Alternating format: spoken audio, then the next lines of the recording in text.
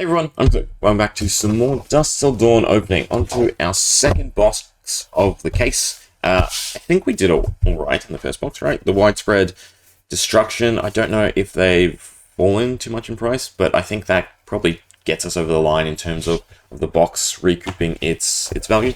Right, meeting expected value, I should say. But yeah, second box. What can we find? Can we get something better? So, in terms of pull rates, right, what's left? We still are missing our legendary per case, right? 1 to 2 is generally the norm. We got our extended art, we got our novelty card, if you will, right? Not really novelty for the novelty's sake. What I mean is that extra variable pull slot, if you will. Okay, so it's just wild form or cold foils, hopefully one rare or one majestic. I haven't actually gotten that many rares. I've either gotten commons or majestics, even though in the frontline set, I think I only have like 2 pieces or 1 piece over my 13 boxes. I have tons of the radiant and tons of the darker stuff. Right, see what we can find. Ooh, a little bit of chipping. Anything in the first pack? Dud. So, expansion slot. How you guys feeling? Sure, by now we've got some more information, but do forgive me, right? I'm from the past, so to speak. Dusk Till Dawn. Feels like it would have been a decent set to put that in. I mean, yeah, you don't have the token to replace. Which, speaking of which, right? So does that mean that the expansion slot idea will never be part of a supplemental set? Because it sort of feels like supplemental sets are sort of losing their place. What are they for in that regard, right? Because in the expansion slot, we have our extend play type card, Requiem of the Damned. I like the art.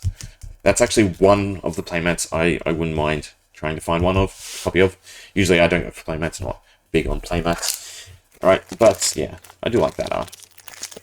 So yeah, the expansion slot, the 3 ideas. A lore card, or a thematic card. A cold foil is Rogue Roller. Actually, I don't think I have that cold foil. So that's good to see.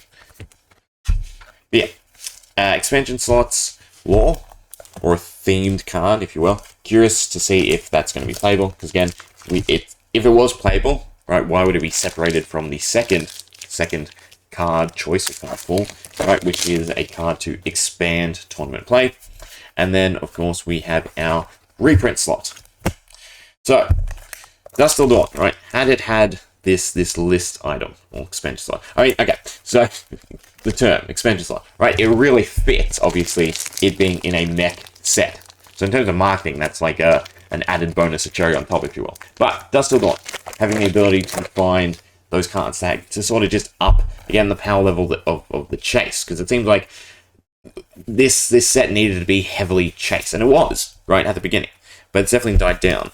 I mean, the Angels have had buyouts, and rising prices, so that's good to see. But I do think that some of the chase isn't quite there for Dusk Till Dawn as much as what we initially thought. I mean, the legendaries, right, from a play side of points, they feel great. They great pull rates, highly affordable. So that's good to see.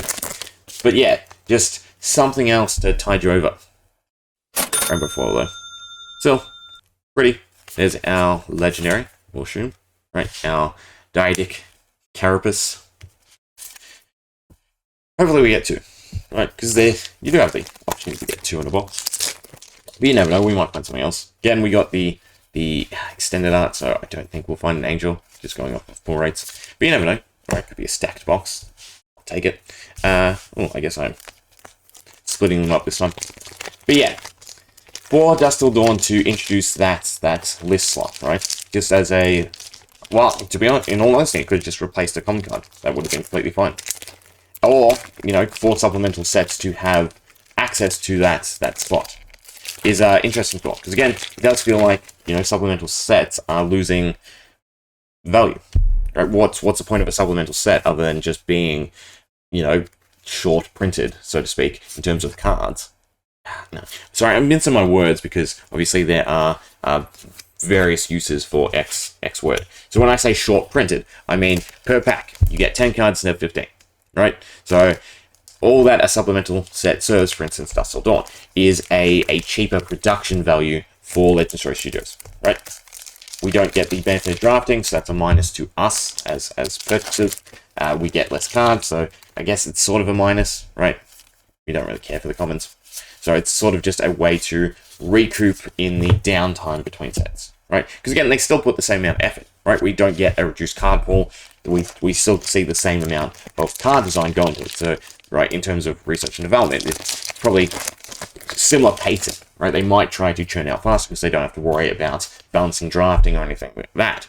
But altogether, yeah, what is the purpose of supplemental sets now? If we are getting this slot in a core set that can be used to adjust power levels, can be used to support classes that haven't had a huge boom in power, and look at that. The only issue is I can straight away tell from the wings that this is Victoria. Right? So now I have 2 copies of Victoria, and I have 2 copies of Athlon. Still, pretty. Really want Secum, but I guess I'll just have to buy Secum. Cool. So this is a stacked case from the looks of it, right? Standard Art, Angel, already got the Legendary. What else can we ask for, really? M? No, M. They occupy the same slot. But yeah, so what is the purpose from our perspective for a supplemental set going forward? Right, because the other thing to also postulate on, right, how many cards do X hero need at this point, right? They don't need a set worth of cards. They don't need, a supplemental set worth of cards where they get, was it like 20, 30 cards, something like that, per hero. We don't need that. We need niche cards that serve a direct use within the meta, which is what we're probably going to see from the expansion slot. So, I don't know. Do supplemental sets have a future? Do you think they have a future? If they continue to be like Dusk Till Dawn, where they are heavily niche and just, lore sets, if you will, or gimmicky sets, right? Or just sets to introduce the Living Legend, which I also think is weird, right? Because if you're rebooting a Living Legend hero, I feel you'd want it in a draftable set, right? So players have a way to start learning it, right? Or even have blitz decks for it. So again, players have a way to relearn it for anyone who's coming into the game, in the intermediary period between where Prism was Living Legend and now the new Prism, right? They need a way to jump into Prism. And a set like this, where you can't even guarantee yourself the pull either by Zet or Prism in even a case, right? What is the purpose for rebooting those heroes? Then it's just interesting to me. Dusk Till Dawn is definitely an experiment, but what will that experiment lead to, right? What is the future for supplemental sets when we are now having this expansion slot, again, that can do the job of a supplemental set to the degree that it needs to be done nowadays, right? Because again, we don't need huge volumes of cards. Okay, just give me a powerful, right, specific card made to boost X hero to be meta relevant.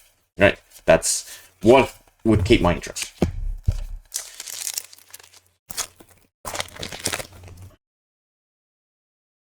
Nothing in the pack. How many left? We have 4. Right, so we can't really start a new discussion. Nor do I expect there to be anything at the back of the pack. Right? Never really is anything. Try to power through. But yeah, so there's a question for you.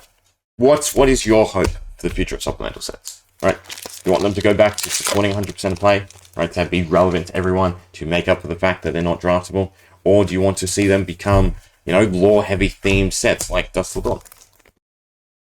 Be interesting to see what Legends Studios decide to do, and obviously what the aftermath of metrics will be. Because again, back to back, these highly niche set of Dusk Till Dawn into a highly niche set of metrics or bright lights, right? Be interesting to see everyone's perspective on the matter and the aftermath, right? How it goes down, how sales go, if people are vastly interested in it. Because I know, again, if it doesn't sell in a store, right, it's going to get dropped. Okay, there's no need or lengthy ties for a lot of stores to keep up with Legends Studios, again, if the products aren't worth, right? So with MTG, if there's a bad product, well, they want to stick it out because, again, the prospect of a good product coming out is much higher.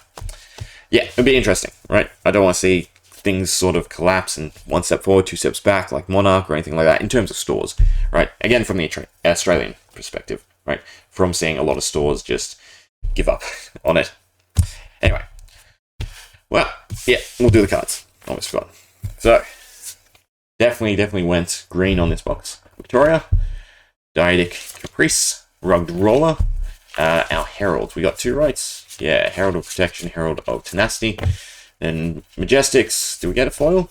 No, we didn't get a foil. Oh well, we got better cards. So the Banneret, Dig Up Dinner, Hack to Reality. A lot of these cards also, right? Seeing some desirability like Mischievous Meeps because of the speculation of metrics. Again, the speculation, be wary, right? Same thing happened with Monarch, and then Dusk Till Dawn was essentially self-inclusive. Spirit of War, Chains of Mephitis, third favorite 7 card. Right, it'd probably go Avalon, Alluring Inducement, and then the Chains for me in terms of the artwork, right? And then Requiem of the Damned. Cool. Hope you enjoyed. See ya.